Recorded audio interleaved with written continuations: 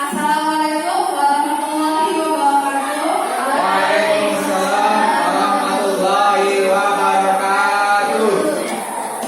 Terima kasih kepada rekan-rekan guru SD Negeri 2 yang sudah menyempatkan diskusi tentang penyebaran pemahaman dan pengalaman penerapan budaya positif.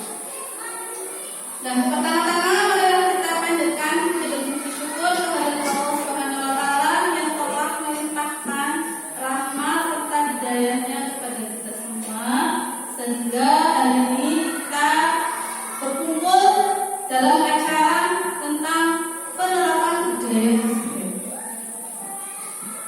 Bapak Ibu sekalian,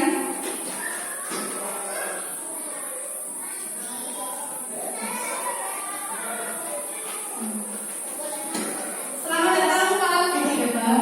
Mari belajar bersama, berkolaborasi, saling mendukung demi mewujudkan disiplin positif di sekolah kita tercinta. Nah, di sini saya akan membahas tentang konsep utama modul budaya positif yang terdiri dari 7, yaitu perubahan paradigma belajar, disiplin positif, kebutuhan dasar manusia, motivasi perilaku manusia, posisi kontrol, restitusi, keyakinan kelas, serta segitiga restitusi. Baik, Bapak Ibu sekalian, ini adalah tugas saya yang terakhir, yaitu modul 1. Dan yang paling terakhir adalah modul 1.4, yaitu tentang budaya positif. Bapak Ibu sekalian, di sini saya bukan menggurui ya. Kita di sini belajar bersama, saling berkolaborasi, saling berdiskusi bersama. Nah, pembelajaran dengan paradigma baru, yaitu pembelajaran dengan paradigma baru dirancang berdasarkan prinsip pembelajaran yang terdiferensi, sehingga setiap siswa belajar sesuai dengan kebutuhan dari tahap perkembangannya untuk mewujudkan profil pelajar Pancasila.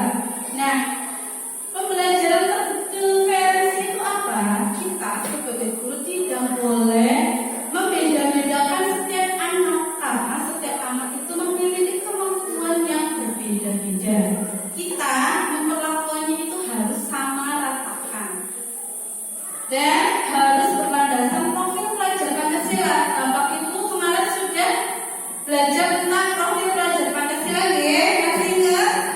Kira-kira apa saja? Beriman dan bertakwa pada Tuhan yang Esa, dan berakhlak mulia, berkebinekaan tunggal, gotong royong mandiri, kreatif dan bernalar kritis. Nah, tentunya sudah melotok ya, sudah paham sekali tentang profil pelajar Pancasila. Karena kurikulum sekarang itu kurikulum merdeka seperti itu. Selanjutnya, disiplin positif. Sebelum masuk ke materi ini, Bapak Ibu paham apa tidak tentang disiplin? Menurut Bapak Ibu itu apa disiplin? Disiplin itu berarti melaksanakan sesuai dengan ketentuan yang sudah ditentukan.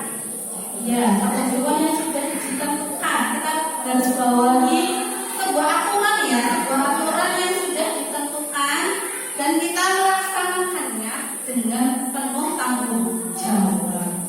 Nah, dalam disiplin positif itu ada dalam budaya kita makna kata disiplin dimaknai menjadi sesuatu yang dilakukan seseorang pada orang lain untuk mendapatkan kepatuhan.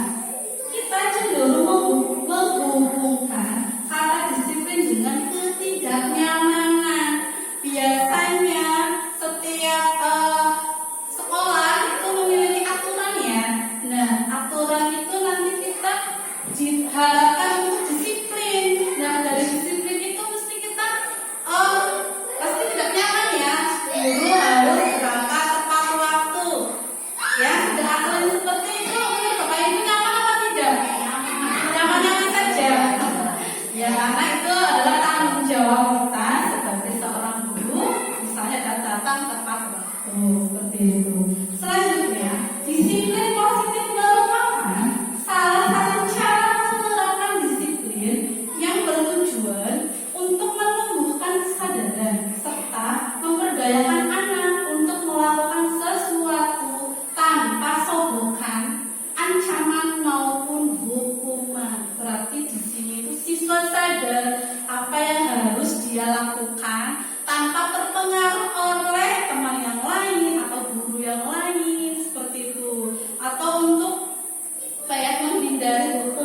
sadar apa yang dia nanti lakukan seperti itu.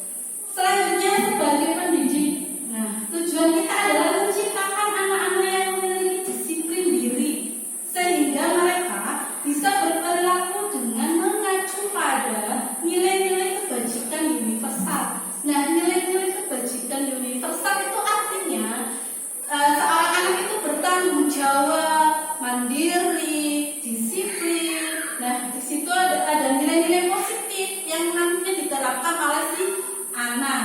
Dan tentunya ada motivasi intrinsik. Nah, motivasi intrinsik itu motivasi yang adalah sejak lahir itu dalam diri si anak seperti itu, tanpa pengaruh dari orang lain seperti itu. Nah, misalnya lagi motivasi ekstrinsik. Nah, misalnya Benny tidak melakukan kesalahan agar tidak dihukum oleh orang tua atau gurunya. Berarti itu motivasi ekstrinsik atau intrinsik, Bapak Ibu? Ekstrinsik, karena itu biar tidak dihukum oleh gurunya. Nah, kalau yang intrinsik dalam diri anak tersebut seperti itu. Nah, selanjutnya itu ada 5 kebutuhan dasar manusia. Yang pertama, bertahan hidup. Bertahan hidup di sini berkaitan dengan kebutuhan fisik kita atau anak di sini membutuhkan makanan, minuman, tempat tinggal. Dalam artian bahasa Jawa itu sandang, pangan, dan papan. Seperti itu. Selanjutnya, kasih sayang. Nah, seorang anak itu tentunya membutuhkan kasih sayang. Misalnya di sekolah itu anak istilahnya caper gitu ya pada gurunya ya. Nah, misalnya anak itu memeluk gurunya dari belakang, atau istilahnya anak itu nakal, rewel. Kemungkinan di rumahnya itu tidak ada kasih sayang dari orang tuanya seperti itu. Jadi di sekolah caper sama gurunya seperti itu. Selanjutnya penguasaan. Nah, kebutuhan penguasaan di sini seorang siswa itu ingin menang sendiri, tidak mau mengalah, dan akhirnya menimbulkan keributan. Kita sering menemui anak-anak seperti itu nih Bapak Ibu ya. Ya, mungkin kebutuhan penguasaan dari anak itu kurang seperti itu. Selanjutnya kebebasan. Nah, di sini dari kebutuhan kebebasan di sini kebutuhan kebebasan ini siswa itu membutuhkan bebas, misalnya gurunya dalam mengajarnya membosankan, menonton, tidak ada strategi pembelajaran yang menyenangkan, sehingga siswa ini tidak mau mendengarkan, ngobrol sendiri, lari-lari, ya Bapak Ibu ya. Nah, mungkin siswanya membutuhkan kebebasan seperti itu, pengen mandiri, pengen bebas. Selanjutnya, siswa membutuhkan kebutuhan kesenangan. Nah, di dalam kelas juga sebagai guru juga harus menerapkan strategi pembelajaran yang menyenangkan. Misal pembelajarannya belajar sambil bermain, nantinya siswa akan merasa senang ya. Iya. Selanjutnya, nah dari kebutuhan dasar tadi mempengaruhi motivasi perilaku dari anak itu. Nah, motivasi di sini adalah dorongan yang timbul pada diri seseorang secara sadar. Nah, secara sadar tadi motivasi apa Ibu, Bapak? Intrinsik. Dan tidak sadar untuk melakukan sesuatu tindakan dengan tujuan tertentu. Nah, dari motivasi perilaku di sini ada 3. Yang pertama, menghindari ketidaknyamanan dan hukuman agar anak itu tidak dihukum, ya tidak melakukan hal-hal yang tidak diinginkan seperti itu. Murid melakukan disiplin diri karena ia takut dihukum. Nah, ini merupakan motivasi intrinsik. bahwa anak itu sadar tidak akan melakukan kesalahan untuk menghindari suatu hukuman. Ya, selanjutnya mendapatkan imbalan ataupun hargaan dari orang lain. Murid melakukan disiplin diri karena ia ingin mendapatkan hadiah. Nah, ini merupakan motivasi ekstrinsik. Ya, dia tidak akan melakukan sesuatu hal yang takut dihukum, tapi dikasih hadiah sama gurunya. Oh, si Puji ini rajinlah, datang tepat waktu lah, mengerjakan PR lah, agar dikasih hadiah. Nah, itu merupakan motivasi ekstrinsik. Selanjutnya, menghargai nilai-nilai kebajikan diri sendiri. Seperti tadi, nilai misalnya menghormati, menghargai, tanggung jawab, disiplin, serta hal-hal yang positif lainnya. Di sini melakukan disiplin diri karena sadar akan nilai kebajikan dirinya. Nah, ini merupakan motivasi intrinsik.